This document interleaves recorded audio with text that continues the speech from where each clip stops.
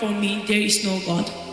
ஏசாயா 45வது அதிகாரத்தில் இப்படியாக வசனம் சொல்கிறது, நானே தேவனாகிய கர்த்தர், என்னை அல்லாமல் வேறு தேவன் இல்லை என்று சொல்லி. There is no God other than our God. இந்த உலகத்திலே நாம் ஆராதிக்கிற தேவனை தவிர வேற ஒரு தெய்வம் இல்லவே இல்லை. There is no God that can be compared to our God. இந்த உலகத்தில் இருக்கிற எந்த ஒரு தெய்வமானாலும் அது நாம் ஆராதிக்கிற தேவனுக்கு ஒப்பாகவே முடியாது. So can we just take this time and just declare to God that God, there is no one other than you. There is no one besides you.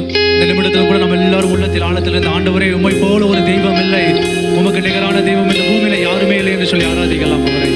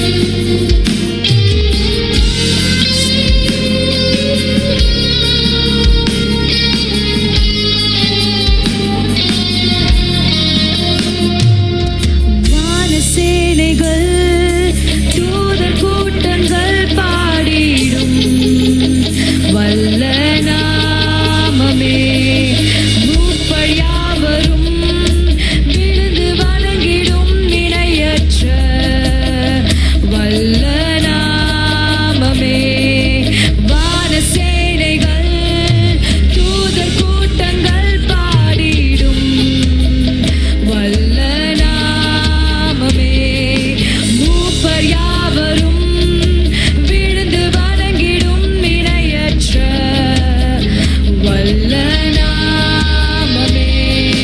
மரண கூரினை ஒடித்து எழும்பின யூதரா, அச்ச சிங்கமே, பாதாளத்தின் இரவு கோலினை கைகளில்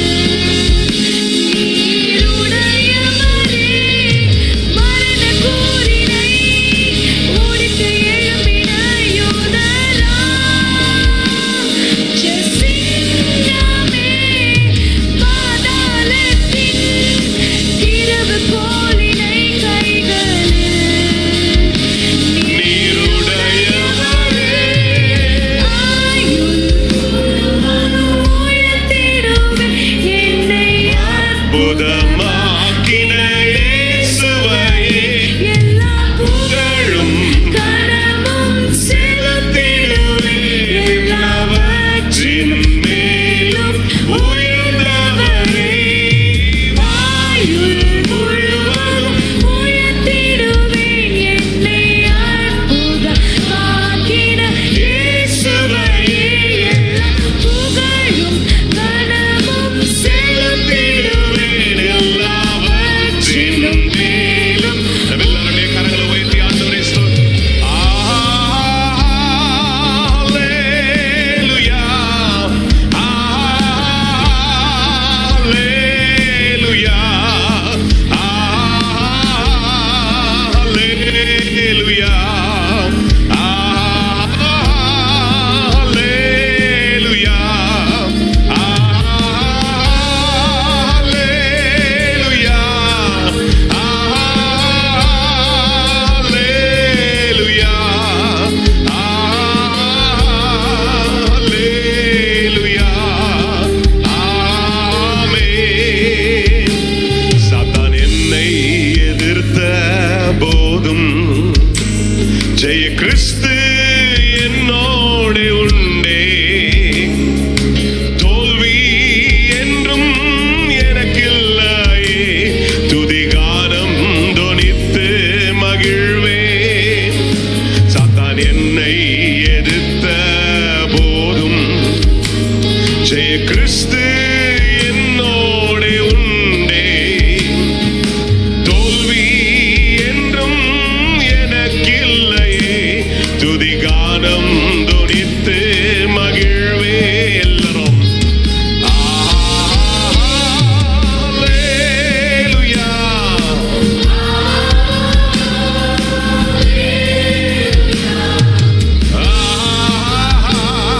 ஹல்லேலூயா,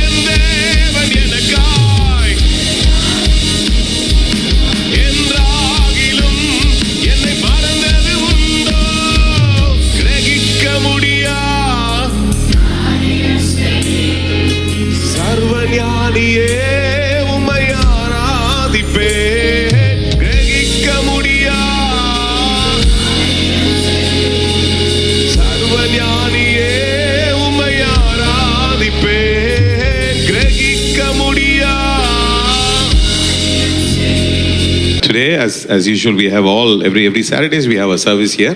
ஒவ்வொரு சனிக்கிழமையும் நமக்கு விடுதலை ஆராதனையானது நடைபெற்று வருகிறது. At certain occasions we have some special guests, to come to preach and share the word of God. ஒரு சில வாரங்களிலே நம்ம இடத்துல விசேஷித்த செய்தியாளர்கள் வந்து கர்த்தருடைய வார்த்தையை பகிர்ந்து கொள்வது உண்டு. And today we have a privilege of having Pastor Matthew from New Zealand.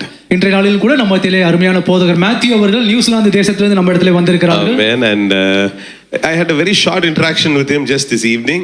அவரோடு கூட ஒரு சிறிய அறிமுகத்தை நான் செய்து கொண்டேன். And I could see that this man is a man of God. He's been coming to India with a burden to do ministry and also to really preach the word and also to really be in this country for the purpose what God has called him to be here. அந்த அறிமுகத்திலே இந்த கர்த்தருடைய மனுஷன் கடந்த அநேக ஆண்டுகளாக இந்திய தேசத்திலே வந்து கர்த்தருடைய வார்த்தையை பிரசங்கிக்கவும் இந்திய தேசத்திலே ஊழியங்கள் நிறைவேற்றவும் அவருக்கென்று குறித்த தரிசனத்திலே ஒரு ஓடவும் கர்த்தர் கிருபை செய்து கொண்டிருக்கிறார். Amen. So we're so privileged and honored to have him here this evening, and also we have Pastor Winston and Pastor Ma here. இந்த மாலை வேளையிலே அவர் நம்ம இடத்துல இருப்பது மிகுந்த சந்தோஷம். அது மாத்திரமல்ல, பாஸ்டர் வின்ஸ்டன் அவரோட துணைவியார் பாஸ்டர் மாவும் கூட நம்ம இடத்துல இருக்கிறார்கள். Pastor Winston also, I'm just seeing him like face to face. I'm meeting him first time, but though we know each other for some time, maybe we have just seen it in different places, but today we had an opportunity of sitting and talking about how God has been really good and how God has been leading them in the ministry.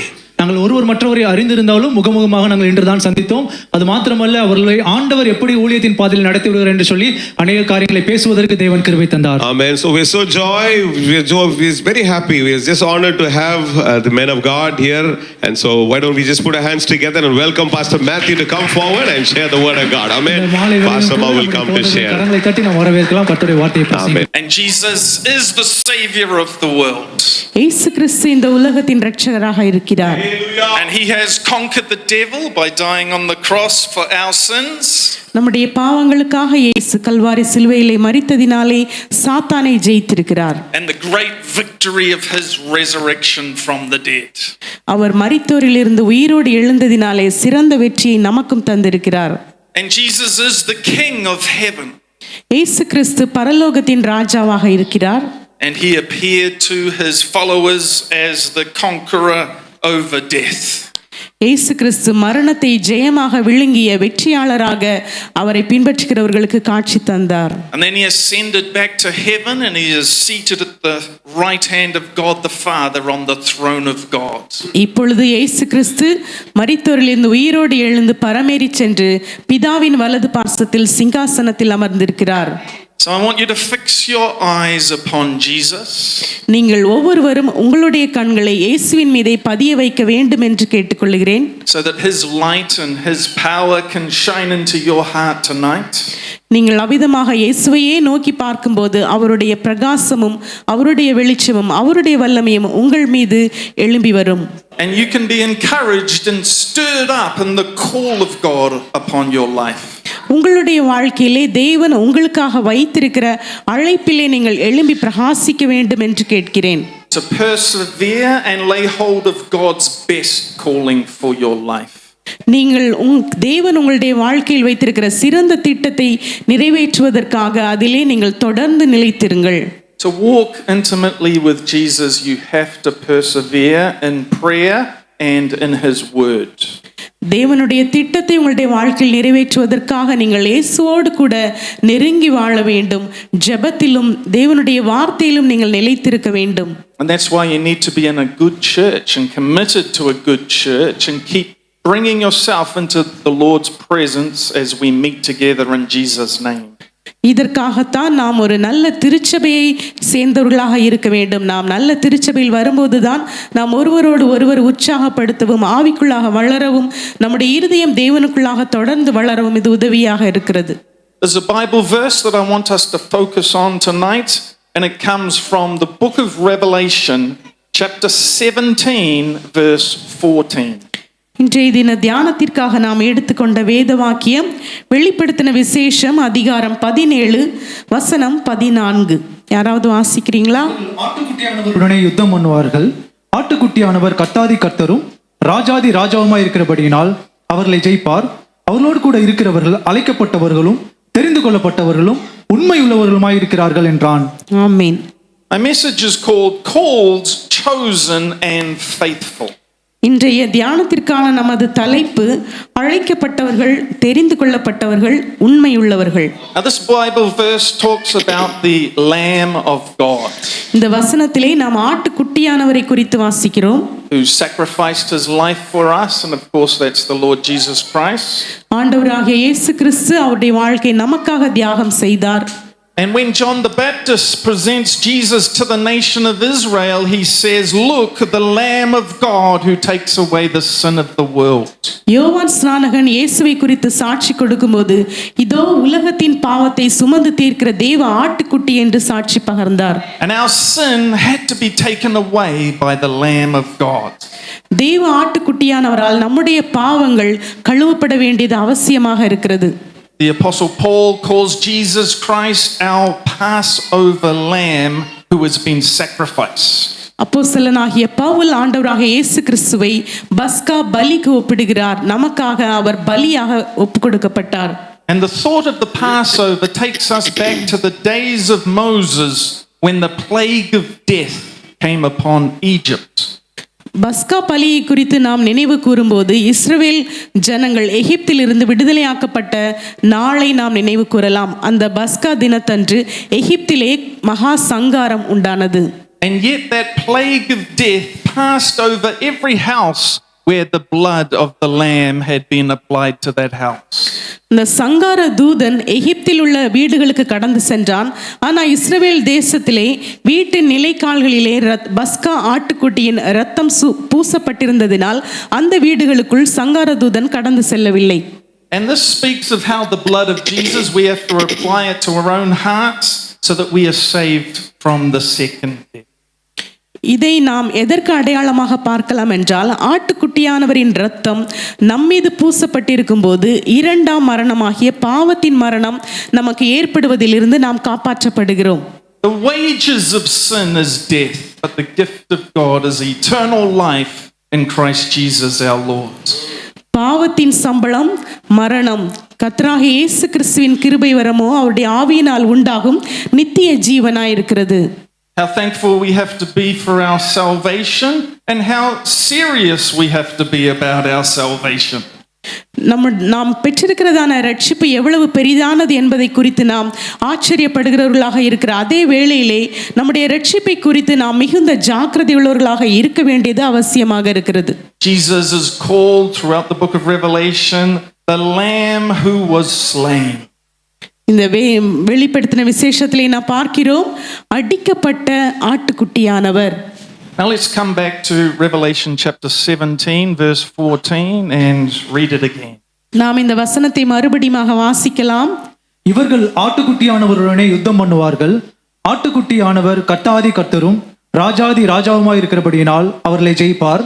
அவரோடு கூட இருக்கிறவர்கள் அழைக்கப்பட்டவர்களும் தெரிந்து கொள்ளப்பட்டவர்களும் உண்மையுள்ளவர்களுமாய் இருக்கிறார்கள் என்றான். In this scripture we could say that there are two main groups of people. இந்த வசனத்திலே இரண்டு விதமான ஜனங்களை நாம் பார்க்கிறோம். There was one group who are the enemies of God, and they are going to seek to go to war against the Lamb, which is so foolish of them. இந்த இரண்டு விதமான ஜனங்களிலே ஒரு ஜனங்கள் தேவனுக்கு விரோதமானவர்கள். அவர்கள் ஆட்டுக்குட்டியானவருக்கு விரோதமாக யுத்தம் செய்கிறவர்களாக இருக்கிறார்கள். But the second group are the friends of God, and they are the ones who acknowledge the sovereign lordship of Christ. இரண்டாவது வகுப்பினர் தேவனுடைய நண்பர்களாக இருக்கிறார்கள். அவர் தேவனுடைய அரசாட்சியை, அவருடைய ஆளுகையை மகிமைப்படுத்துகிறவர்களாக தேவனுடைய நண்பர்களாக இருக்கிறார்கள். But in this group of people, they have gone through 3 stages. ஆனால் இந்த இரண்டாவது வகுப்பினர் 3 நிலையில் இருக்கிறார்கள். First of all, they were called. முதலாவதாக அழைக்கப்படுதல். Secondly, they were chosen. இரண்டாவதாக அவர்கள் தெரிந்து கொள்ளப்பட்டவர்கள். And thirdly, they were faithful. மூன்றாவதாக அவர்கள் உண்மையுள்ளவர்கள். And I want you to think about these 3 stages in your life. உங்களுடைய வாழ்க்கையிலும் நீங்க இந்த 3 நிலைகளையும் குறித்து சிந்திக்க வேண்டும். So that you will ultimately stand in the victory of Jesus Christ. இதன் மூலமாக நீங்கள் ஆண்டவராக இயேசு கிறிஸ்துவோடு கூட அவருடைய வெற்றியை சுதந்தரிப்பீர்கள். We are warned that just before the return of Christ there will be 2 servants of the devil. Just before the return of Christ, there will be two servants of the devil. இயேசு கிறிஸ்து மறுபடியுமாக திரும்ப வருவதற்கு முன்பாக சாத்தானின் ஊழியக்காரர்களும் எழும்புவார்கள். One is called the beast and sometimes known as the Antichrist. அந்த சாத்தானுடைய ஊழியக்காரர் மிருகம் என்று அழைக்கப்படுகிறார், அதே வேளையிலே அந்தி கிறிஸ்து என்று அழைக்கப்படுகிறான். And the other is called the false prophet. மற்றொருவன் கள்ள தீர்க்கதரிசி. And they will seek to deceive the world to come against Israel. Pastor, They will deceive the world to come against the nation of Israel. அவர்கள் இஸ்ரவேல் தேசத்திற்கு எதிராக வருவார்கள். And will seek to capture the city of Jerusalem. எருசலேம் பட்டணத்தை முற்றுகை போடும்படியாக வருவார்கள். And we have prophecies about this in the Old Testament and the New Testament. இதை குறித்ததான தீர்க்கதரிசன வார்த்தைகளை நாம் பழைய ஏற்பாடிலும் புதிய ஏற்பாடிலும் வாசிக்கிறோம். But ultimately they're going to find themselves fighting against the Lamb of God. இவர்கள் எருசலேமுக்கு நேராக யுத்தம் பண்ண வருவதினால் அவர்கள் யாரோடு யுத்தம் பண்ணுகிறார்கள் என்றால் ஆட்டுக்குட்டியானவரோடு கூடவே யுத்தம் பண்ணுகிறார்கள். Now most of the world leaders will probably be quite deceived and clueless about what is really going on. இப்பொழுது உலகத்திலே நடந்து கொண்டிருக்கிற காரியங்களை நாம் பார்த்து கொண்டிருக்கிறோம். And we are warned that there will be evil spirits that go out of the mouth of the beast like frogs. மிருகத்தினுடைய வாயிலிருந்து அசுத்த ஆவிகள் தவளையை போன்று வெளியே வருவதை நாம் வசனத்தில் வாசிக்கிறோம். To deceive the kings and the rulers of the world. இந்த உலகத்தின் ராஜாக்களையும் அரசாட்சி செய்பவர்களையும் காப்பதற்காக அந்த அசுத்த ஆவிகள் கடந்து வருகிறது. Now for this final moment of the Lord Jesus Christ, he is coming with all the angels. கர்த்தராகிய இயேசு கிறிஸ்து மறுபடியுமாக வரும்போது ஆயிரக்கணக்கான தேவ தூதர்களோடு கூட வருவார். But he is also looking for the people who are called, chosen and faithful. அவர் வரும்போது இவ்விதமாக அழைக்கப்பட்டவர்கள், தெரிந்து கொள்ளப்பட்டவர்கள், உண்மையுள்ளவர்களை அவர் தேடுகிறார். First of all, I want us to think about being called because you are called by God. இந்த அழைக்கப்பட்டவர்களை குறித்து நான் பார்க்கும்போது இங்கு வந்திருக்கிற நீங்கள் அனைவருமே தேவனால் அழைக்கப்பட்டவர்களாக இருக்கிறீர்கள். And actually God is calling the whole world. உண்மையாகவே யதார்த்தமாக நாம் பார்ப்போம் என்றால் உலகம் முழுவதும் உள்ள அத்தனை பேரையும் தேவன் அழைக்கிறார். And that's why the gospel has to be preached to all creation, to every person, every tribe, every language. எனவே தான் கர்த்தருடைய சுவிசேஷம் இந்த உலகத்தில் உள்ள ஒவ்வொரு மனிதனுக்கும், கடைக்கோடி மனிதனுக்கும், ஒவ்வொரு இனத்தாருக்கும், எந்த மொழி பேசுகிறவர்களாக இருந்தாலும் அவர்களுக்கும் இந்த உலகத்தில் உள்ள அத்தனை பேருக்கும் தேவனுடைய சுவிசேஷம் அறிவிக்கப்பட வேண்டும். That is the invitation of God. That is the calling of God going out to all the earth. உலகம் முழுவதும் உள்ள அத்தனை பேருக்கும் தேவனுடைய அழைப்பு கடந்து வருகிறது. And this calling is confirmed by the work of the Holy Spirit. பரிசுத்த ஆவியானவருடைய கிரியையினாலே இந்த அழைப்பு உறுதி செய்யப்படுகிறது. The Holy Spirit seeks to strive with people's hearts to bring conviction of sin. பரிசுத்த ஆவியானவர் ஜனங்களுடைய இருதயத்தை கண்டித்து உணர்த்தி அவர்கள் பாவத்திலிருந்து மனம் திரும்புகின்ற நிலைமைக்கு நேராக அவர்களை வழிநடத்துகிறார். To show people that they need Jesus as their savior. மக்களுக்கு அவர் காண்பிக்கிறார் ஆண்டவராகிய இயேசு கிறிஸ்து உங்களுக்கு இரட்சகராக தேவைப்படுகிறார் என்பதை. Now I was blessed to be born in a Christian family. போதகர் அவர்கள் கிறிஸ்தவ குடும்பத்தில் பிறந்ததனால் ஆசீர்வதிக்கப்பட்டவராக இருக்கிறார். But my father was the only person to become a Christian in his family when he was about 20 years old. அவருடைய தகப்பனாருடைய குடும்பத்தை பார்க்கும்போது அவருடைய குடும்பத்திலே அவருடைய தகப்பன் மட்டுமே ஆண்டவரை அறிந்திருந்தார். Because a Christian friend tried to share the gospel to him. ஏனெனில் அவருடைய தகப்பனார் தனது கிறிஸ்தவ நண்பரால் ஆண்டவருக்குள்ளாக வழி நடத்தப்பட்டார். But really that wasn't just the Christian friends, that was actually God working through the Christian friend.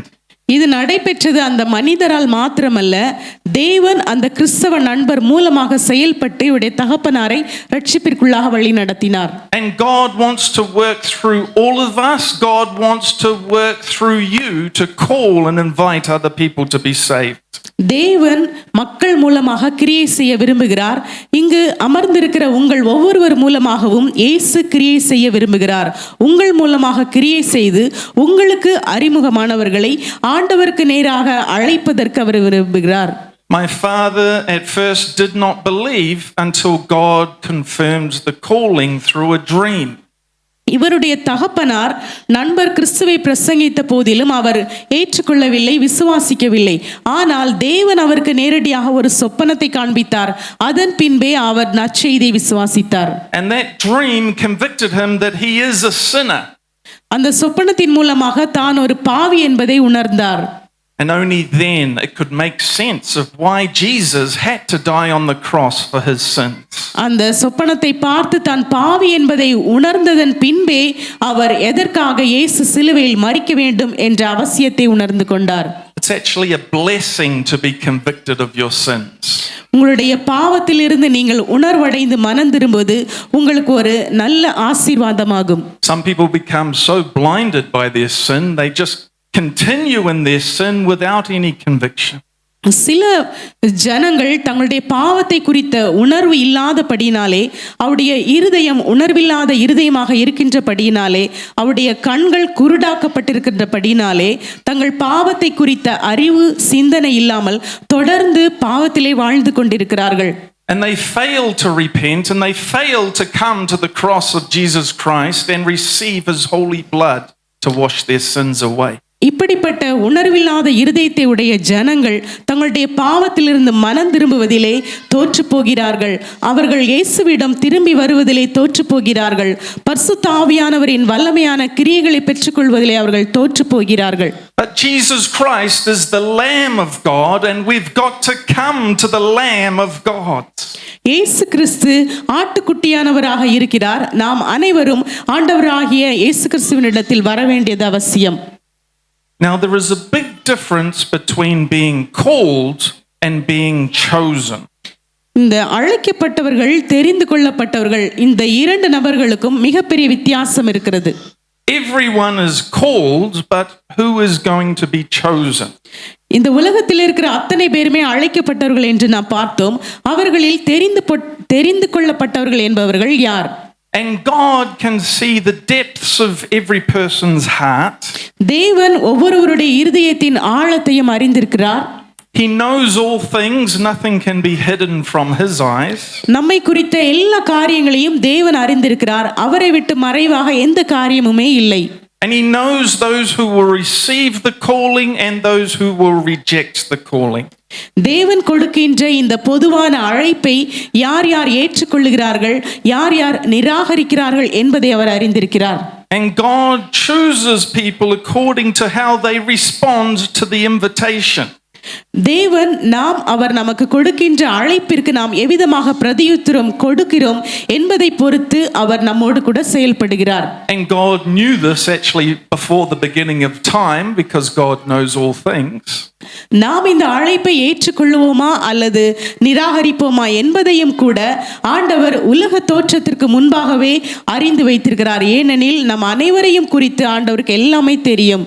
But there is a perfect balance between the sovereignty of God and the free will of people. ஆனால் தேவன் சர்வ வல்லமையுள்ள ராஜாதி ராஜாவாக இருந்த போதிலும் அவர் ஒவ்வொரு மனிதனுக்கும் சுய விருப்பத்தையும் சுய தீர்மானத்தை எடுப்பதற்கான வாய்ப்பையும் கொடுத்திருக்கிறார். God can compel us, but he can't force us to love him.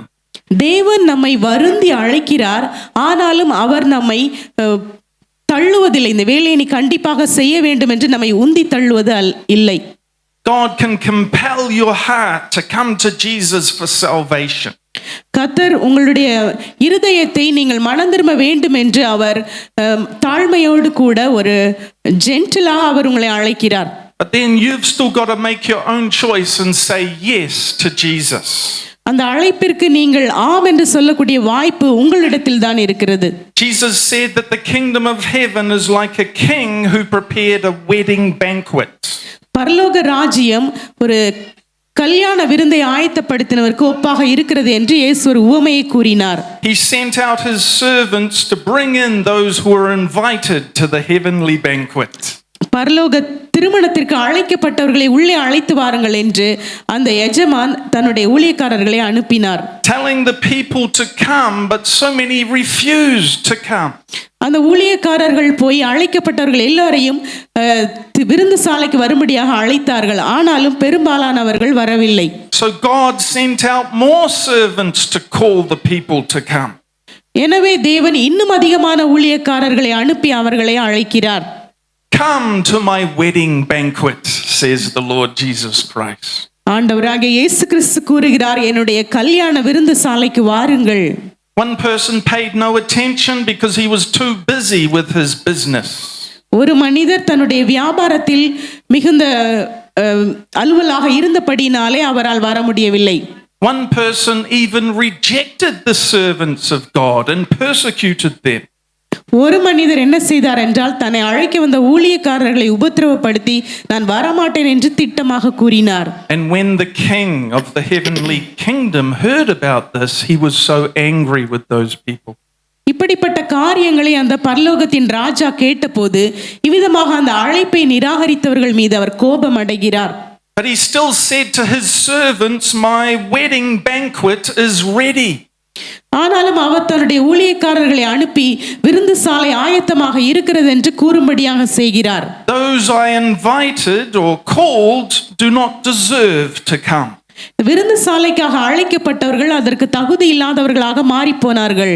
So go out to the street corners and invite anyone you find. எனவே நீங்கள் தெரு ஓரங்களிலும் சாலைகளிலும் சென்று அங்கு சும்மா நிற்கிறவர்களை விருந்து சாலைக்கு அழைத்து வாருங்கள் என்று கூறுகிறார். So the servants of God went out into the streets inviting people to come to the heavenly banquet. எனவே தேவனுடைய ஊழியக்காரர்கள் இந்த பரலோக கல்யாண விருந்திற்காக ரோட்டோரங்களில் நின்றவர்களை அழைத்தார்கள். And Jesus said that many are invited or called, but few are chosen.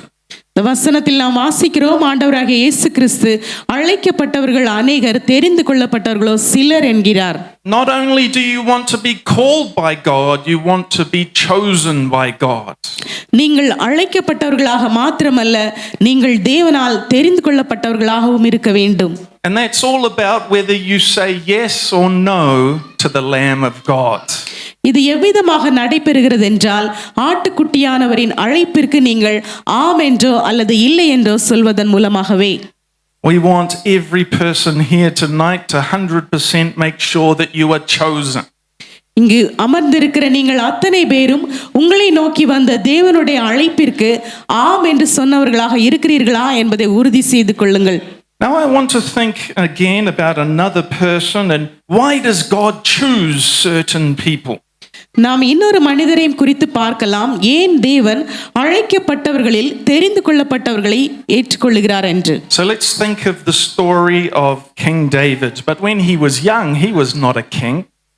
தாவீது ராஜாவை குறித்து நாம் பார்க்கலாம். அவர் இளைஞராக இருந்தபோது அவர் அரசனாக இல்லை. Do you know that Jesus wants to make all of us kings and priests in his heavenly kingdom?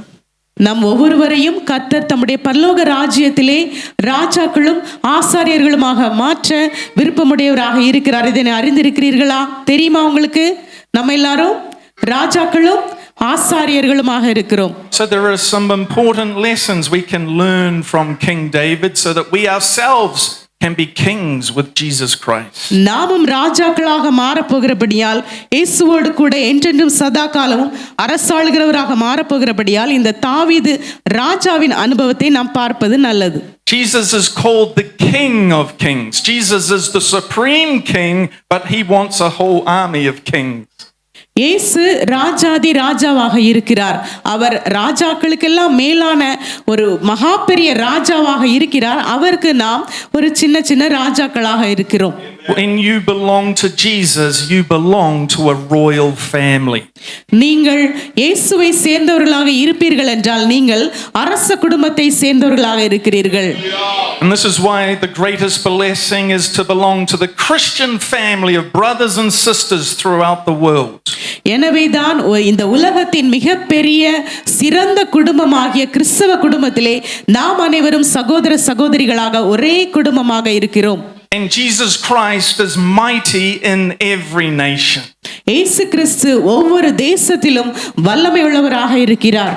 The calling goes out to everyone. தேவனுடைய அழைப்பானது ஒவ்வொருவரையும் நோக்கி கடந்து செல்லுகிறது. And at any time when a person is hungry for God and wants that calling, they can open their heart and receive Jesus. இந்த அழைப்பானது எப்பொழுதுமே ஒவ்வொரு நபரையும் நோக்கி வந்து கொண்டே இருக்கிறது. எந்த நேரத்தில் அந்த நபர் அந்த அழைப்பிற்கு ஆம் என்று சொல்லுகிறாரோ அந்த நேரத்தில் அவர் தேவனோடு கூட இணைக்கப்படுகிறார். Now the Lord spoke to the prophet Samuel. தீர்க்கதரிசியாகிய சாமுவேல் மூலமாக கர்த்தர் பேசுகிறார். How long are you going to mourn because God had rejected King Saul because he was not a faithful king? சவுலை நான் புறக்கணித்து தள்ளினது நிமித்தமாக நீ எந்த மட்டும் விசனப்பட்டு கொண்டிருப்பாய் என்று கர்த்தர் சாமுவேலிடத்தில் கேட்கிறார். You could say that Saul, he was called, he was chosen, but he was not faithful. சவுலை குறித்து, சவுல் ராஜாவை குறித்து நாம் பார்க்கும்போது அவர் அழைக்கப்பட்டிருந்தார், தெரிந்து கொள்ளப்பட்டிருந்தார், ஆனால் அவர் உண்மையுள்ளவராக இருக்க தவறிவிட்டார்.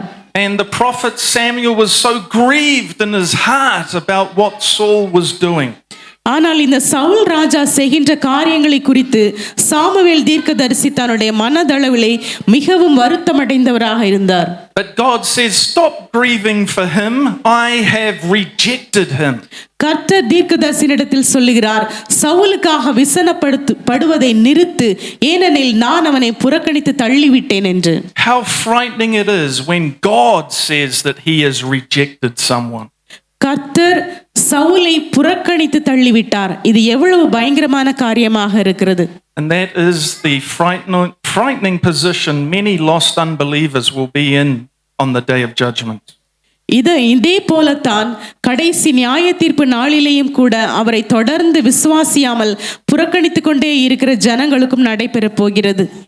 But God says to Samuel the prophet, I am sending you to Jesse of Bethlehem. கர்த்தர் சாமுவேல் தீர்க்கதரிசியினிடத்தில் கூறுகிறார், நான் உன்னை பெத்லகேமில் இருக்கிற ஈசாயின் இடத்திற்கு அனுப்புகிறேன் என்று. I have chosen one of his sons to be king. ஈசாயின் குமாரரில் ஒருவனை நான் ராஜாவாக தெரிந்து கொண்டேன். And of course, knowing the Christmas story, we know there's a very amazing connection here between Bethlehem and this person who's going to be chosen to be king. நாம் இந்த Christmas பண்டிகையை கொண்டாட இருக்கிற இந்த காலத்திலே இந்த பெத்லகேம் நகரத்திற்கு இந்த தாவீது ராஜாவிற்கும் எவ்வளவு பெரிய தொடர்பு இருக்கிறது என்பதை நாம் பார்க்கலாம். But this is taking place about 1,000 years before the coming of the Messiah. மேசியா வருவதற்கு 1000 வருடங்களுக்கு முன்பாகவே இந்த நிகழ்வு நடைபெற்றது. But God speaks through prophecies. தேவன் தீர்க்க தரிசனங்கள் மூலமாக பேசுகிறார். So Samuel went looking for the one who was chosen by God. Samuel தீர்க்கதரிசி ஈசாயின் குமாரரில் யார் ராஜாவாக இருக்கக்கூடும் என்று பார்த்து கொண்டிருந்தார். You know, you were blessed if someone went looking for you to receive your calling. நீங்கள் உங்களுடைய அழைப்பை பெற்றுக்கொள்ளும்படியாக உங்களை ஒருவர் நோக்கிக் கொண்டிருந்தாரே, ஆனால் நீங்கள் அதிகமாக ஆசீர்வதிக்கப்பட்டவர்கள். Maybe you didn't understand that you were resisting God's best calling for your life. ஒருவேளை நீங்கள் அறிந்து கொள்ளாமல் இருக்கலாம், தேவன் உங்களை குறித்து சிறந்த அழைப்பை வைத்திருப்பதை நீங்கள் உணராமல் இருக்கலாம். So we need people like the prophet Samuel who are going out looking for those who are called. எனவே நமக்கு சாமுவேல் தீர்க்கதரிசியை போல அந்த மக்களிடத்திலே சென்று தேவனுடைய அழைப்பை நமக்கு சொல்லுகிறவர்கள் தேவையாக இருக்கிறார்கள். Maybe just to give them a friendly push and to bring them into the high call of God for their lives. அவர்களை ஒரு நண்பர்களைப் போல தேவனுடைய அழைப்பிற்குள்ளாக உந்தி தள்ளுகிறவர்களாக இருப்பது. So Samuel goes to Bethlehem to make a sacrifice unto the Lord. Samuel தீர்க்கதரிசி Bethlehem நகரத்திற்கு ஆண்டவருக்கு பலி செலுத்தும்படியாக செல்லுகிறார். All the elders of the town were there. பட்டணத்து மூப்பர்கள் எல்லாரும் அங்கு வந்திருந்தார்கள். And he consecrates Jesse and his sons, inviting them to the sacrifice. Samuel தீர்க்கதரிசி ஈசாயையும் அவருடைய குமாரர்களையும் சுத்திகரித்து பலிக்கு வரும்படியாக அழைப்பித்தார். And Samuel looked at these fine, strong men and he thought, surely the Lord's anointed is here. Samuel தீர்க்கதரிசி ஈசாயின் குமாரர்கள் பெரிய பெரிய நபர்களாக வரும்போது அவர்களை பார்க்கும்போது இவர்கள்தான் ராஜாவாக இருக்கக்கூடும் என்று நினைத்தார். And he brought the first son who was so tall and good looking. மூத்த குமாரன் ரொம்ப உயரமா ரொம்ப அழகா இருந்தார். Surely this is the Lord's anointed. Samuel நினைத்தார், உண்மையாகவே இவர்தான் ராஜா. But God says, do not look at his outward appearance. ஆனால் தேவன் கூறினார், வெளித்தோற்றத்தை நீ பார்க்காதே. For I have rejected him. ஏனெனில் நான் அவனை புறக்கணித்தேன். See, people often look at the outward appearance, but what God is looking for is in someone's heart. மக்கள் ஒருவேளை நம்முடைய வெளித்தோற்றத்தை மாத்திரமே பார்க்கிறார்கள், ஆனால் தேவன் நம்முடைய இருதயத்தை ஆராய்ந்து அறிகிறார். Jesus is looking for those who will love him with all their heart, soul, mind and strength. தேவன் தன்னை முழு மனதோடும் முழு இருதயத்தோடும் முழு ஆத்மாவோடும் நேசிக்கக்கூடிய மக்களை தேடிக்கொண்டிருக்கிறார். And I determined that I want to be a person who loves Jesus with all my heart. போதகர் அவர்கள் இந்த உலகத்திலே நான் தான் இயேசுவை முழு மனதோடும் முழு ஆத்மாவோடும் நான் அன்பு கூறுகிற நபராக இருக்க வேண்டும் என்று தீர்மானித்தார். And I encourage you to be that kind of person.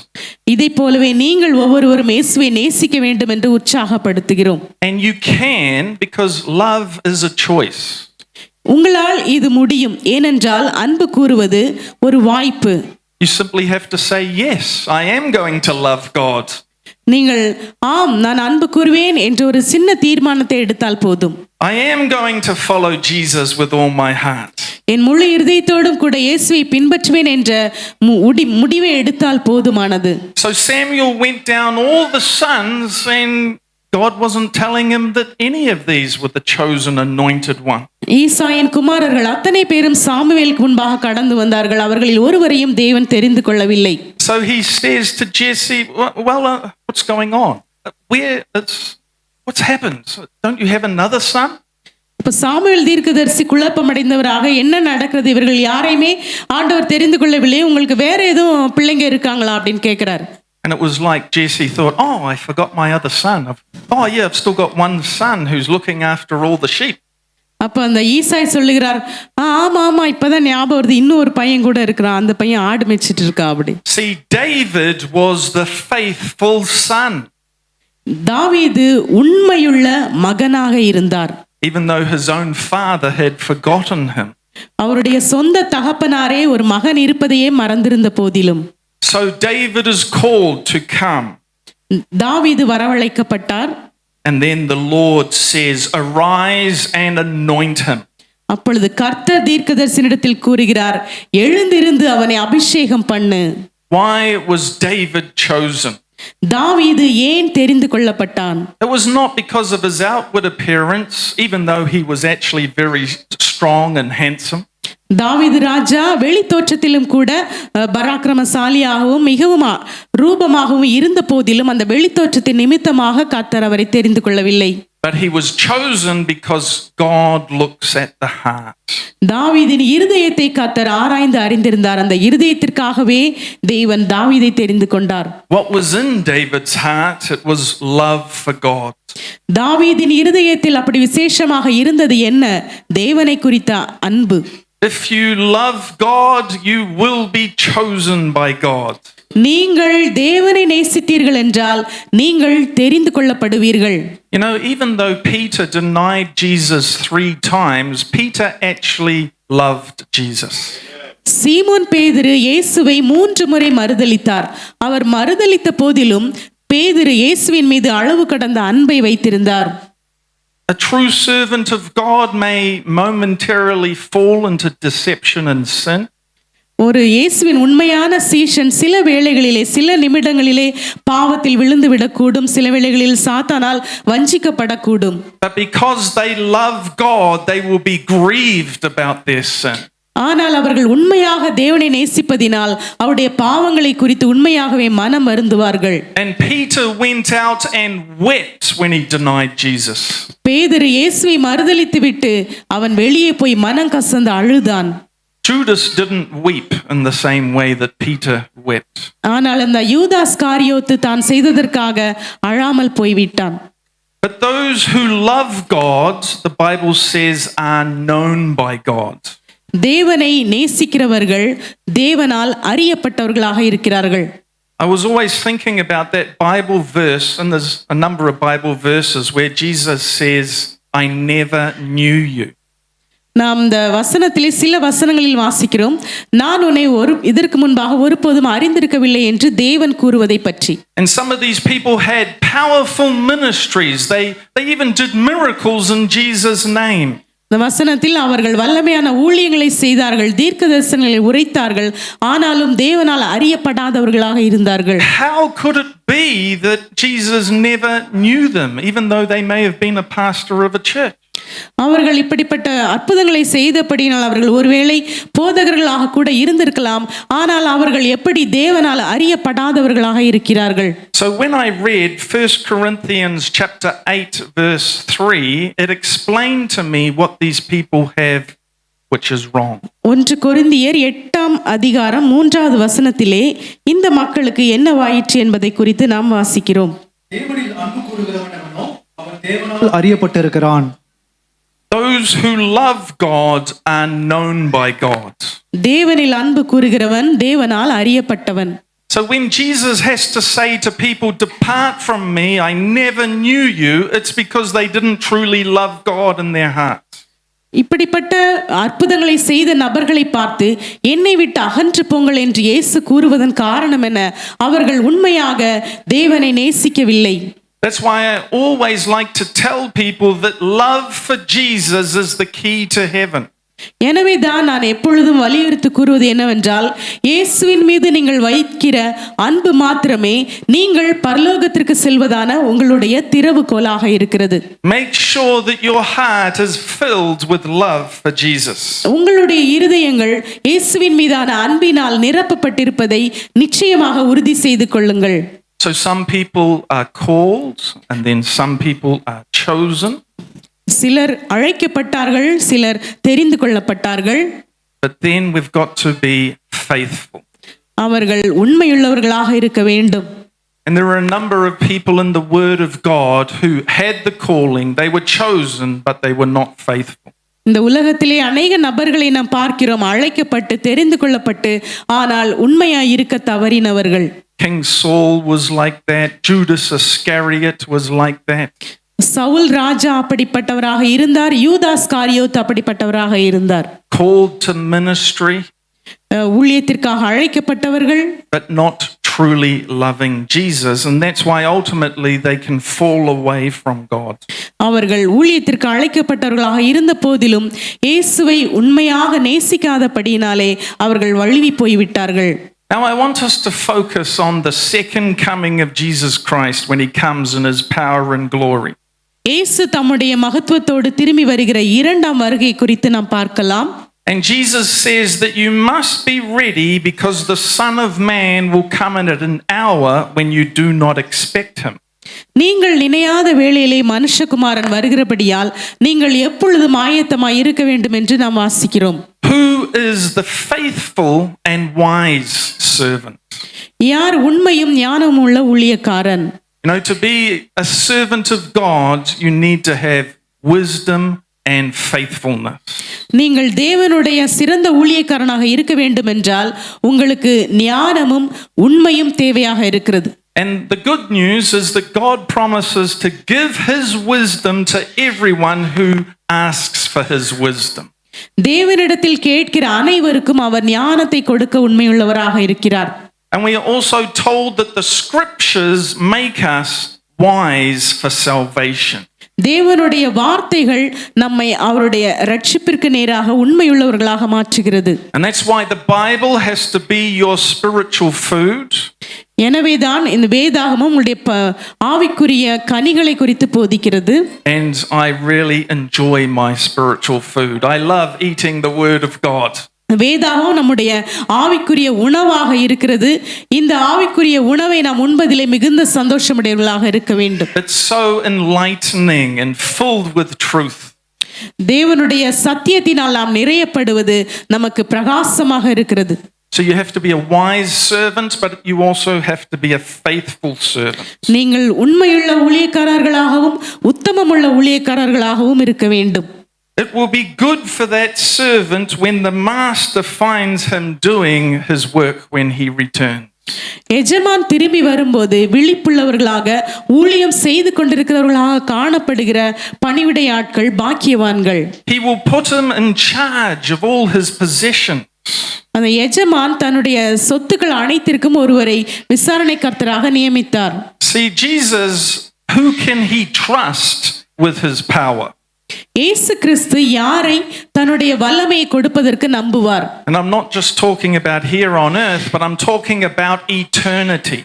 நான் இந்த உலகத்திலே அவர் வல்லமையை கொடுப்பதை பற்றி மாத்திரம் பேசவில்லை, நித்திய நித்தியமான பரலோக ராஜ்யத்திலும் அவருடைய வல்லமை அவர் நமக்கு கொடுப்பதை குறித்து பேசுகிறேன். But suppose that servant is wicked and says, "Oh, my master is staying away for a long time."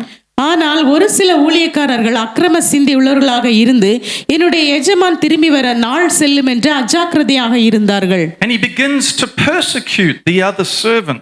அவர்கள் தங்களோடு உடன் ஊழியர்களாக இருக்கின்றவர்களை அடித்து துன்புறுத்த துவங்கினார்கள். And he begins to eat and drink with the drunkards. அவர்கள் ஒரு வெறி கொண்ட குடிகாரர்களைப் போல குடித்து புசித்து வெறி கொள்ள துவங்கினார்கள். It's a very sad thing when a person who was once a Christian backslides and is now drinking with the drunkards. ஒருவர் கிறிஸ்தவராக இருந்து விசுவாசியாக இருந்து பின்வாங்கி போய் அவர் குடிகாரர்களோடு கூட சேர்ந்து அவர்களைப் போல மாறுவார் என்றால் இது மிகவும் பயங்கரமான காரியமாக இருக்கும். Because the master will come at an hour when he does not expect. ஏனெனில் இந்த பணிவிடை ஆட்கள் நினையாத நேரத்திலே எஜமான் திரும்ப வருவார். And the master will cut him to pieces and assign him a place with the hypocrites. ஆனால் இந்த எஜமான் திரும்பி வரும்போது இவர்கள் அக்கிரம ஊழியக்காரர்களாக இருப்பதை பார்க்கும் பட்சத்திலே அவர்களை துண்டு துண்டாக்கி போட்டு அவர்களை புறம்பே எறிந்து விடுவார். Where there will be weeping and gnashing of teeth. அங்கே அழுகையும் பற்கடிப்பும் உண்டாயிருக்கும். I believe that Jesus also spoke about hell because he loves us. இயேசு கிறிஸ்து நரகத்தை குறித்தும் பேசியிருக்கிறார், ஏனெனில் அவர் நம்மை நேசிக்கிறார். He wants us to know the truth about heaven, but also the truth about hell. பரலோகத்தை குறித்த உண்மையும் நரகத்தை குறித்த உண்மையை நாம் அறிய வேண்டும் என்று இயேசு விரும்புகிறார். So again, we see two different kinds of servants there, the wicked servant and the faithful servant. இந்த உவமையிலே நாம் இரண்டு விதமான ஊழியக்காரர்களை பார்க்கிறோம். உண்மையும் உத்தமமான ஊழியக்காரர்களும் அக்கிரம சிந்தையுள்ள ஊழியக்காரர்களையும் பார்க்கிறோம். And really, so many of the parables of Jesus really have two different groups of people. இயேசு கிறிஸ்து சொன்ன உவமைகளே இரண்டு விதமான ஜனங்களை குறித்து அவர் எப்போதும் குறிப்பிட்டார். And we can apply that to the world. இதை இந்த உலகத்திலே நாம் அப்பியாசப்படுத்தலாம். But we also need to apply it to the church. இதை நாம் திருச்சபையிலும் அப்பியாசப்படுத்தலாம். You are called. நீங்கள் அழைக்கப்பட்டவர்கள். You were chosen when you open your heart to Jesus. நீங்கள் இயேசுவின் அழைப்பிற்கு ஆம் என்று சொல்லும்போது நீங்கள் அவரால் தெரிந்து கொள்ளப்பட்டவர்கள். But then you must make a decision. I'm going to follow Jesus all the days of my life. நீங்கள் அழைக்கப்பட்டு தெரிந்து கொள்ளப்பட்டவர்களாய் இருக்கும்போது நீங்கள் இன்னொரு தீர்மானத்தையும் எடுக்க வேண்டியதாக இருக்கிறது. என்னுடைய வாழ்நாள் முழுவதும் நான் இயேசுவை உண்மையாக பின்பற்றுவேன். While I've been in India, I've really wanted to call believers to a deeper level of commitment to Jesus Christ. இந்தியாவிலே நான் இப்பொழுது இருக்கிற இந்த மிஷனரி பயணத்திலே நான் சந்திக்கிற ஒவ்வொரு கிறிஸ்தவர்களையும் தங்களை மீண்டுமாக தங்களுடைய அர்ப்பணிப்பில் ஆழமாக புதுப்பிக்க நான் விரும்புகிறேன். A deeper level of surrender to the Lord Jesus Christ. ஆண்டவராக இயேசு கிறிஸ்துவுக்குள்ளாக நீங்கள் உங்களை இன்னும் ஆழமாக அர்ப்பணிக்க விரும்புகிறேன். And that's why tonight I want to do as I have done in other churches, and that is to lead everyone in a prayer of commitment tonight. நான் சென்ற மற்ற திருச்சபைகளிலும் இவ்விதமான ஜெபத்தில் அவர்களை வழி நடத்தினேன். அதே போலவே உங்களையும் நான் இந்த அர்ப்பணிப்பின் ஜெபத்தில் வழி நடத்த விரும்புகிறேன். And you can repeat the words after my translator in your language. நீங்கள் அந்த ஜெபத்தை நாங்கள் சொல்லும்போது எங்களுக்கு பின்பாக நீங்கள் சொல்லும்படியாக உங்களை தாழ்மையோடு கேட்கிறோம். And if I give a long sentence, she'll just break it down into little bits for you to repeat and make it easy, make it flow. நம்ம அந்த சின்ன பிள்ளைங்க சொல்ற மாதிரி சொல்ல சொல்ல நீங்க சொல்ல போறீங்க. சொல்லுவீங்களா? Let's go into an attitude of prayer நாம் right எழுந்து now. நிற்கலாம். Let's come before the throne of God by faith. தேவனுடைய சிங்காசனத்திற்கு முன்பாக Let's- நாம் விசுவாச கண்களால் வருவோம். Let's come before God's holy presence. தேவனுடைய பரிசுத்த பிரசன்னத்திற்கு முன்பாக வருவோம். Let's feel the greatness of God. தேவனுடைய மகத்துவத்தை உணர்வோம். And let's say together, நாம் சேர்ந்து சொல்லுவோம். Lord Jesus Christ, I open my heart. இப்பொழுது நான் சொல்லுவதை நீங்கள் திரும்ப சத்தமாக யாவரும் இந்த அர்ப்பணிப்பின் ஜெபத்தை அறிக்கை செய்யும்படியாக கேட்கிறேன். ஆண்டவராகிய இயேசு கிறிஸ்துவே,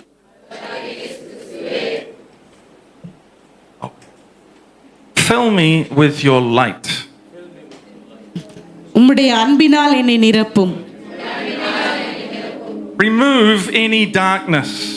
என்னில் இருக்கும் எந்த விதமான இருளையும் அகற்றும். Thank you that I am called through the blood of Jesus. இயேசு கிறிஸ்துவின் இரத்தத்தினால் நான் அழைக்கப்பட்டேன். அதற்காக நன்றி. I receive the blood of the Lamb. ஆட்டுக்குட்டியானவரின் இரத்தத்தை நான் ஏற்றுக்கொள்ளுகிறேன். To wash my heart clean and pure. என்னுடைய இருதயத்தை சுத்தமும் செம்மையுமாக கழுவ. And by faith in Jesus, I know that I am chosen. இயேசு கிறிஸ்துவின் மீது நான் வைக்கும் விசுவாசத்தினால் நான் தெரிந்து கொள்ளப்பட்டவன் என்பதை அறிந்து கொள்கிறேன். I am special to God. நான் தேவனுக்கு விசேஷமானவன். Jesus loves me. இயேசு என்னை நேசிக்கிறார். Fill my heart with God's love. தேவனுடைய அன்பினால் என்னுடைய இருதயத்தை நிரப்பும். I receive more of God's love. தேவனுடைய அன்பை இன்னும் அதிகமாக நான் ஏற்றுக்கொள்ளுகிறேன். And I say, Jesus, I will love you.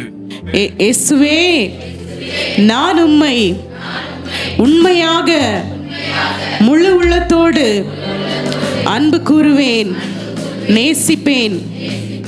I will follow you all the days of my life. என்னுடைய வாழ்க்கையின் ஒவ்வொரு நாட்களும் இறுதி வரையிலும் இயேசுவே, உம்மை நான் உண்மையாக நேசிப்பேன். I will be faithful. நான் உண்மையாக இருப்பேன். God bless you. In Jesus' name. தேவன் உங்களை ஆசீர்வதிப்பாராக.